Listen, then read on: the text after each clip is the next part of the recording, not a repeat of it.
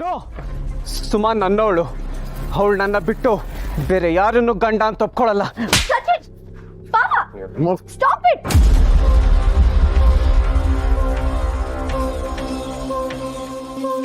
ಬಾಬಾ ಬಿಡಿ, ಬಾಬಾ ಬಿಡಿ, ಬಿಡಿ ಜಗನ್ನ.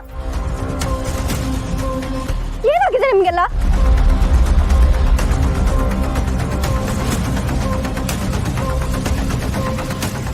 ಯಾಕೆಲ್ರು ಏನೇನೋ ಮಾತಾಡ್ತಿದ್ದೀರಾ? ಈ ಅಯೋಗ್ಯ ನಿನ್ನ ಎಳ್ಕೊಂಡೋಗಿ ತೊಂದರೆ ಕೊಟ್ಟವನೆ. ಇವನ್ನ ಸುಮ್ಕೆ ಬಿಡಬಾರ್ದು.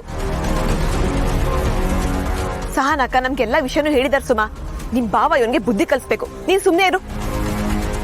ಒಬ್ಬ ಡಾಕ್ಟರ್ ಆಗಿ ಇಂಥ ಕೆಲಸ ಮಾಡಕ್ ನಾಚಿ ಹಾಕಿಲ್ವ ನಿನ್ಗೆ? ನನ್ನ ಮಗಳನ್ನ ಹೇಳ್ಕೊಂಡು ಹೋಗಿದ್ಯಲ್ಲ, ಕಂಡೋರ್ ಮಕ್ಳು ನೋಡಿದ್ರೆ ಗೌರವ ಇಲ್ಲ ನಿಂಗೆ?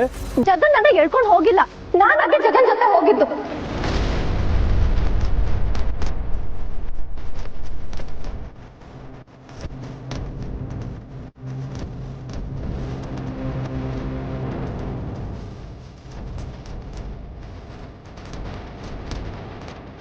ಏನ್ ಮಾಡ್ತಿದ್ಯಾ ಬಿ?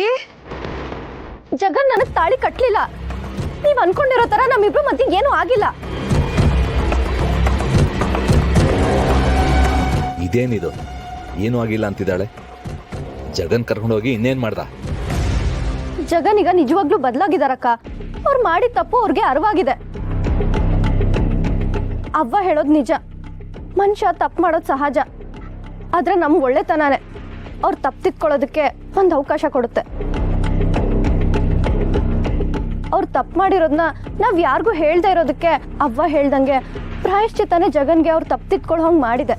ಮಂಟಪಕ್ಕೆ ಹೋಗೋ ಹೊತ್ನಾಗೆ ಈ ಹುಡುಗನ ಜೊತೆಲಿ ಯಾಕೆ ಹೋಗಿದ್ದೆ?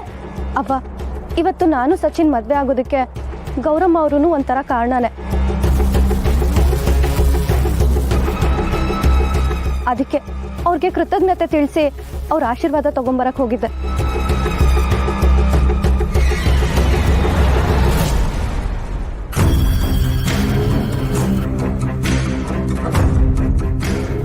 ಸದ್ಯ ಅಂತೂ ಇಂತೂ ಈ 3 ಅಡಿ ವಾಪಸ್ ಬದ್ಲಲ್ಲ.